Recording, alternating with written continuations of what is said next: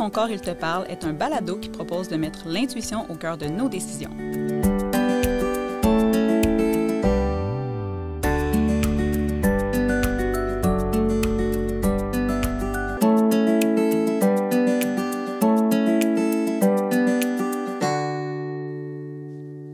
Bienvenue au balado « Écoute ton corps, il te parle ».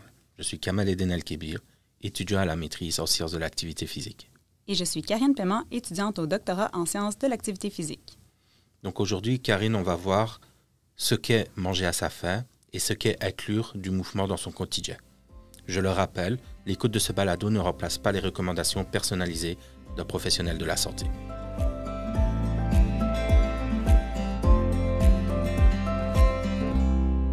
Alors Karine, passons sur le sujet manger à sa faim.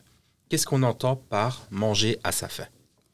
Manger à sa faim, c'est répondre aux signaux de faim de notre corps, donc pour lui apporter l'énergie et les nutriments dont il a besoin et atteindre le rassasiement.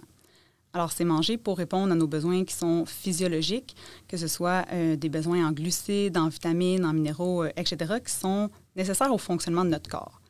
Par contre, c'est aussi possible qu'on ait envie de manger pour répondre à d'autres besoins que ceux nutritionnels. Et c'est parfois nécessaire de répondre à ces types de faim-là aussi pour être satisfait à la fin de notre repas. Je pense entre autres à la faim plus sensorielle, donc notre cerveau qui cherche à satisfaire nos sens. On va parler aussi de faim plus sociale quand on parle des comportements qu'on a acquis là, en raison de l'influence de notre environnement et de notre éducation. Donc, on peut désirer des aliments qu'on associe à certaines coutumes ou habitudes. On a aussi la faim émotionnelle. Hein. On souhaite apaiser l'inconfort que peuvent générer certaines émotions. Et les aliments, bien, ça reste une source de réconfort et ça peut être une stratégie à utiliser. On garde en tête que ce n'est pas la seule, puis qu'on ne veut pas que ça génère davantage d'émotions négatives par la suite. On ne veut pas se sentir coupable après avoir mangé, mais ça peut quand même être une façon de s'alimenter. Ça peut venir apaiser certains inconforts. Et finalement, il y a la faim plus rationnelle. Donc, c'est le fait de déterminer ce dont notre corps a besoin de façon plus réfléchie, donc en fonction de nos connaissances ou de nos expériences passées. Et est-ce que ça peut être contre-intuitif de manger justement pour des raisons rationnelles? En fait, on peut se projeter dans le temps et ne pas se fier uniquement à sa faim physique dans le moment présent pour manger intuitivement parce que ce n'est pas toujours possible de manger au moment où les signaux vont apparaître. Je peux vous donner un exemple. Si je n'ai pas faim maintenant, mais que j'ai prévu courir avec mon amie d'environ 1h30. J'ai vraiment hâte d'aller courir avec elle. Je sais que ça va être plaisant, mais je n'aurai pas de plaisir si je mange 15 minutes avant d'aller courir. Et je le sais, selon le niveau de faim que j'ai actuellement, qui n'est pas présent, mais je ne suis pas remplie de mon dernier repas. Là. Je sais que la faim va éventuellement se manifester d'ici là. Alors, ça peut valoir la peine que je prenne une collation légère, que je vais avoir le temps de digérer pour m'assurer d'avoir un bon niveau d'énergie pour que ma course, finalement, elle soit plus agréable. Et est-ce qu'il y a des choses ou des situations qui peuvent venir affecter la perception de nos signaux de faim, justement? Oui, dans le fond, il y a vraiment plusieurs éléments qui peuvent influencer la perception de nos signaux. À commencer par le sommeil. La qualité puis la durée du sommeil peut avoir un effet sur la sécrétion des hormones de la faim comme la ghréline. Donc, de ne pas dormir suffisamment, ça peut augmenter la faim sans que les besoins nutritionnels ne soient nécessairement augmentés. Il y a aussi l'hydratation. Donc, on peut confondre la faim et la soif. Alors, si je ne suis pas bien hydratée, mais ça se peut que j'ai l'impression que j'ai faim alors que j'aurais simplement besoin de m'hydrater. Il y a aussi l'activité physique. Donc, il y a certaines études d'intervention qui suggèrent qu'une pratique régulière d'activité physique favoriserait une meilleure régulation des signaux de la faim. Donc, on aurait une meilleure perception de ces signaux-là. Alors, en intégrant de l'activité physique dans notre quotidien, on pourrait être plus conscient de nos signaux corporels et donc mieux comprendre à la fois les signaux de faim et de rassasiement. Aussi, selon son intensité, l'activité physique peut quand même avoir un effet qui est anorexigène, donc qui coupe l'appétit. Si on pense à un entraînement qui est vraiment très intense, bien ça va augmenter nos besoins nutritionnels. On va brûler beaucoup d'énergie, mais quand on finit cet entraînement-là, ça se peut qu'on n'ait pas du tout faim. Et c'est quand même important de répondre à ces besoins-là nutritionnels. Donc, ils sont augmentés même si on n'a pas nécessairement faim. Puis parfois, on va avoir faim que beaucoup plus tard dans la journée ou même le lendemain. Un autre facteur qui peut influencer la perception de nos signaux de faim et de rassasiement, ce serait la prise de médicaments, parce qu'il y en a certains qui vont couper notre appétit alors que d'autres peuvent même l'augmenter. Dans certains contextes, comme la grossesse, on va aussi observer que les besoins sont augmentés, mais il peut y avoir la présence de nausées et ça va nous couper l'appétit. Il y a également des contextes plus au niveau de conditions médicales. Donc, il y a certaines maladies qui vont avoir des effets où on va avoir des symptômes qui vont nous couper l'appétit, donc on va moins ressentir la faim. Et finalement, un point qui est intéressant à soulever, c'est les restrictions alimentaires passées ou actuelles. Donc, si on s'est souvent restreint, si on a souvent empêché notre corps de nous envoyer ces signaux de faim-là, si on ne les a pas écoutés, on peut désynchroniser les mécanismes de notre corps qui sont liés à la prise alimentaire puis devenir moins sensible aux signaux que notre corps nous envoie pour nous dire de manger. Donc ici, on vient de voir au niveau des signaux de faim, mais est-ce qu'il y a des choses qui pourraient nous emmener au-delà de cette faim, justement? Oui, en fait, on peut faire directement le lien avec le fait d'ignorer nos signaux de faim. Donc, si j'arrive avec un niveau de faim qui est élevé au moment où je vais manger, bien, je vais ressentir probablement une urgence de manger. Puis ça peut m'amener à manger au-delà de ma faim parce que je vais manger un peu plus rapidement. Puis je vais manger probablement des aliments qui sont plus denses en énergie parce que pensez-y, quand on arrive à la maison là, puis qu'on a très, très faim, c'est pas des crudités nécessairement qu'on a envie de manger. On va vouloir manger des choses qui nous soutiennent, donc on va aller vers des aliments qui sont plus denses en énergie. Ensuite, il va y avoir, encore une fois, le sommeil, là, autant ça a un effet sur la sécrétion des hormones qui génèrent la sensation de faim, ça va aussi avoir un effet au niveau de la sécrétion d'hormones qui a un effet au niveau du rassasiement, comme la leptine. Alors, ne pas dormir suffisamment, ça peut faire en sorte que c'est difficile de percevoir l'atteinte du rassasiement et l'état de satiété, soit l'absence de faim. Alors, ça peut faire en sorte qu'on va manger un peu plus, même si nos besoins nutritionnels ne sont pas augmentés par le manque de sommeil. On a aussi la densité énergétique des aliments, donc un aliment qui fournit peu de calories, mais qui prend beaucoup de place dans mon estomac. Ça peut envoyer le signal à mon cerveau que mon estomac, il est rempli, mais l'état de rassasiement, dans ce contexte-là, il va être de courte durée. Donc, je vais avoir l'impression que j'ai mangé beaucoup, je vais me sentir pleine, mais rapidement, je vais avoir faim à nouveau. L'exemple qui vient souvent, là, c'est les gens qui vont manger beaucoup de crudités ou des grosses salades pour se sentir remplis, puis ils ne comprennent pas pourquoi, une demi-heure après, ils ont déjà faim. Mais c'est parce que la densité énergétique de l'aliment choisi n'était peut-être pas optimale. Ensuite, il y a aussi une alimentation qui manque d'aliments qui sont plus soutenants. Donc, c'est important d'avoir des fibres et des protéines pour amener un état de satiété qui est de plus longue durée. Alors, si je n'en mange pas suffisamment, bien, ça se peut que j'ai faim plus rapidement. Donc, je vais me sentir rassasiée, mais pas longtemps. Et qu'est-ce qui fait que parfois, on sait qu'on n'a plus faim, mais on va continuer à manger parce que c'est trop bon, comme par exemple dans un buffet à volonté? Oui, il y a plusieurs facteurs qui peuvent être en lien avec la régulation émotionnelle, mais si on se concentre sur les aliments en soi, il y a au moins 2 facteurs qu'on peut reconnaître. D'abord, la variété des aliments offerts en même temps. Donc, l'exemple du buffet en est un excellent, ou si on va dans un souper où il y a plusieurs repas ou plusieurs services, bien, le fait d'avoir plusieurs types d'aliments au même moment ou dans le même repas, bien, ça fait en sorte qu'on va chercher différentes saveurs. Et nos papilles gustatives, elles possèdent certaines limites. Et plus on les expose à différentes saveurs, bien, plus on réinitialise d'une certaine façon leurs limites. C'est ce qu'on appelle le concept du rassasiement sensoriel spécifique. Si je mange un seul type de repas, bien, il y a une diminution progressive du plaisir qui est ressenti lorsque je mange un aliment, mais chaque fois que je change, donc si je me prends un deuxième service ou si je vais me chercher une deuxième assiette au buffet, bien là, je vais recommencer à avoir du plaisir, puis ça va faire en sorte que je vais avoir le goût de me resservir peut-être davantage et ça va repousser mon rassasiement, je vais peut-être manger un peu plus. Le deuxième facteur, c'est la palatabilité d'un aliment. Donc ça veut dire que c'est un aliment qui est particulièrement savoureux. Souvent, c'est un aliment qui va être plus riche en gras, en sucre, en sel, donc il va avoir une texture qui est agréable, un goût qui est agréable. Puis ça, bien, ça peut faire en sorte que ça prolonge notre envie de manger et donc ça retarde un peu notre rassasiement et on va en manger un petit peu plus qu'un aliment qui est un peu plus neutre, donc qu'on apprécie, mais qui n'est pas particulièrement délicieux. Et est-ce qu'il y a des stratégies qui peuvent nous aider à manger à notre faim, justement? Oui, bien, la première chose, c'est de se questionner sur c'est quoi le type de faim qui me donne envie de manger en ce moment. Est-ce que c'est une faim plus physiologique, donc qui est associée à un besoin en énergie et en nutriments, ou est-ce que c'est pour une autre raison? Parce que quand c'est une faim qui est plus physiologique, bien, je vais ressentir un peu plus facilement le rassasiement parce que je vais observer que mon niveau de faim, mon creux au niveau de mon estomac, il va changer parce que je vais répondre à un besoin qui était physiologique. Alors que si je mange pour d'autres raisons, bien, ça peut être plus difficile de ressentir le rassasiement puisque j'étais peut-être déjà à un niveau de rassasiement qui était adéquat.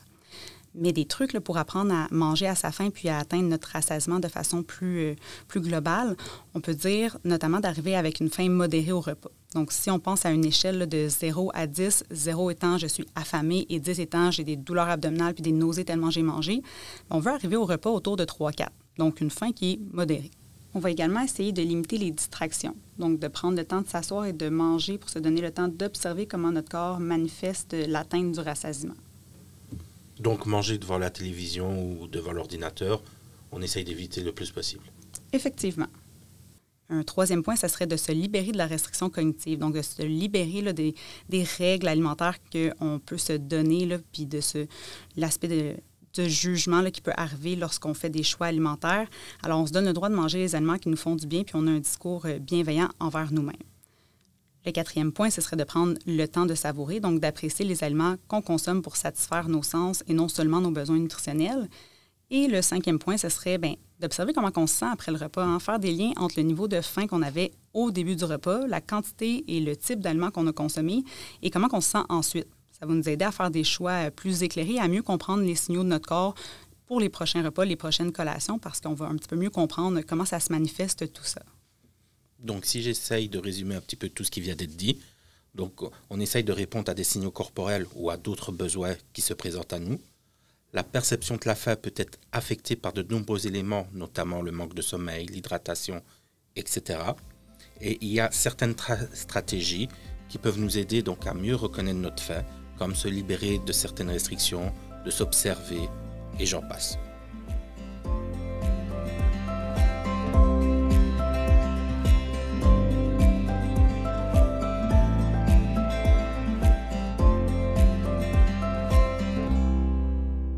Qu'est-ce que ça implique d'ajouter du mouvement dans notre quotidien?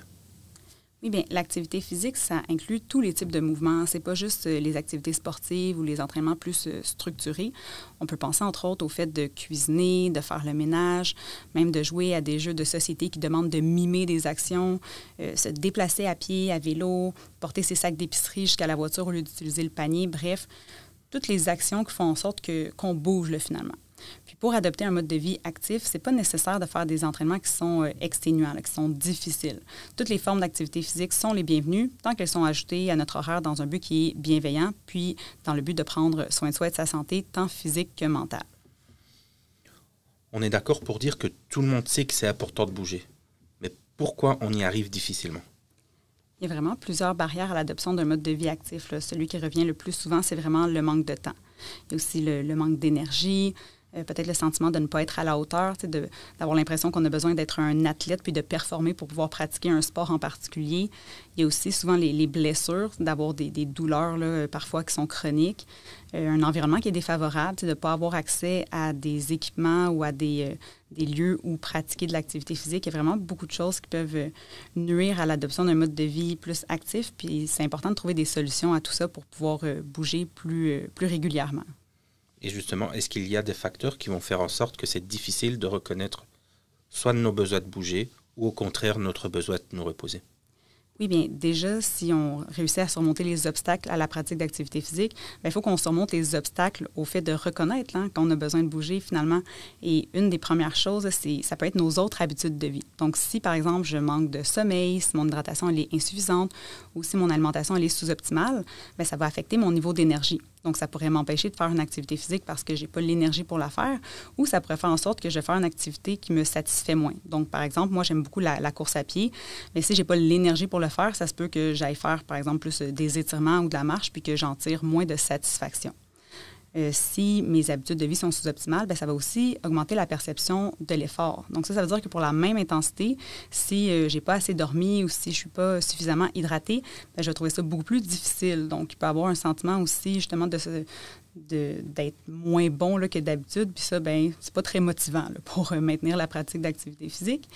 Et finalement, bien, si nos habitudes de vie sont sous-optimales, bien, ça peut aussi affecter ma capacité à récupérer. Donc, parfois, c'est vrai là, que j'ai besoin de me reposer, mais justement parce que ma récupération, elle n'est pas efficace. Une autre chose qui peut nuire à l'écoute de mon corps, plus spécifiquement au besoin de me reposer là, quand que je suis dans ma pratique d'activité physique, bien, ça peut être le fait d'utiliser des distractions. Donc, soit de la musique, soit une montre intelligente qui me dit à quelle intensité je suis, ou encore un décompte pour faire en sorte que je sorte de ma zone de confort, donc que je me rende à X nombre de répétitions d'un exercice musculaire, par exemple. Donc, ça peut être intéressant pour sortir de notre zone de confort, mais des fois, la zone, elle n'est pas claire entre sortir de sa zone de confort puis aller au-delà de nos limites. Ce qui pourrait mener à des risques de blessures. Et justement, Karine, après l'effort, est-ce normal d'avoir des courbatures ou est-ce contre-intuitif?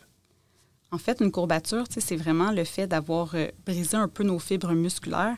Puis c'est un processus qui est nécessaire pour améliorer nos composantes là, au niveau de notre condition physique. Par contre, c'est pas normal que ça dure longtemps et surtout, c'est pas normal si ça fait en sorte qu'on n'a plus envie de bouger puis qu'on reste immobile pendant les jours qui suivent là, la pratique d'activité physique. Alors, quand on décide d'inclure une nouvelle activité sportive ou encore qu'on décide d'augmenter l'intensité, bien, c'est important d'y aller progressivement. Donc, si on augmente trop rapidement et qu'on a des courbatures qui sont plus intenses, bien, ça peut nous ramener rapidement à un mode de vie qui est plus sédentaire. Alors, c'est de trouver un juste milieu. Donc, oui, ça peut arriver qu'on ait des courbatures, mais on ne devrait pas être toujours extrêmement courbaturé après avoir fait de l'activité physique. Et qu'est-ce qu'on pourrait faire pour nous aider à pratiquer de l'activité physique plus régulièrement pour répondre aux besoins de notre corps de bouger? Il y a plusieurs façons là, qui peuvent nous aider à inclure davantage de mouvements dans notre quotidien. La première, c'est de trouver des façons qui nous plaisent, de voir c'est quoi nos contraintes. Là, on parlait d'obstacles à la pratique d'activité physique un petit peu plus tôt. Si c'est le manque de temps, par exemple, bien, ce serait de joindre l'utile à l'agréable puis de peut-être s'inscrire à un cours avec des collègues. On fait du social en même temps qu'on fait notre activité physique. Ça peut être aussi de planifier des moments pour aller en nature. Si moi, j'aime beaucoup la nature puis que je n'ai pas nécessairement d'argent pour me payer un abonnement au gym, bien peut-être qu'il y a un parc dans mon secteur qui est super agréable et que je pourrais prendre plus de temps pour aller le visiter. Alors, c'est de voir c'est quoi mes contraintes puis comment je pourrais inclure du mouvement pour passer par-dessus ces contraintes-là finalement. Il y a aussi le fait de varier les façons de bouger. Il n'y a pas juste les entraînements structurés qui comptent. On peut observer des effets bénéfiques de toutes les façons de bouger avec aussi peu que 10 minutes d'activité physique et ce, peu importe son intensité. Ensuite, pour limiter les courbatures puis les risques de blessures, si on augmente graduellement la durée, l'intensité puis la fréquence de nos activités sportives, il y a plus de chances qu'on puisse maintenir notre pratique d'activité physique parce qu'on voit une progression puis on a du plaisir à le faire. Alors que si on est tout le temps courbaturé puis qu'on se blesse, bien évidemment, ça peut être plus difficile de maintenir tout ça. Et finalement, pour s'assurer de récupérer adéquatement puis pouvoir justement continuer notre pratique d'activité physique, bien, on s'assure de dormir suffisamment puis on s'assure de manger également suffisamment pour avoir l'énergie pour faire nos pratiques d'activité physique plus régulièrement. Alors, pour inclure le mouvement dans notre quotidien, ce qu'il faut retenir, c'est que tous les mouvements comptent, que ce soit à la salle de sport ou les activités de notre quotidien, que ce soit social ou de transport. Il faut aussi tenir compte que c'est difficile de maintenir le mouvement dans notre quotidien et c'est pourquoi il est important d'identifier nos propres barrières pour être en mesure de les surmonter.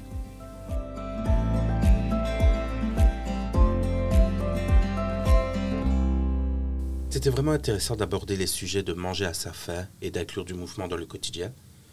Karine, quel serait l'exercice à faire en lien avec l'épisode de cette semaine? Oui, bien, au cours de la prochaine semaine, ce qu'on pourrait faire, c'est si on a l'habitude de se fier à une montre intelligente, disons pour nos entraînements, pour mesurer notre vitesse ou notre fréquence cardiaque, bien, plutôt que de se fier à ce facteur externe-là, qui est la montre, on va plutôt se fier à notre perception de l'effort et à comment on se sent pour peut-être déterminer la durée et l'intensité de notre entraînement. On peut faire la même chose du côté de l'alimentation et se dire qu'on essaie de manger sans distraction, donc sans facteur externe, encore une fois. On ferme le téléphone, on ferme la télévision, on ferme l'ordinateur et on prend le temps de se reconnecter à nos signaux et voir comment, au fur et à mesure qu'on mange, la faim diminue et comment on commence à ressentir le rassasiement.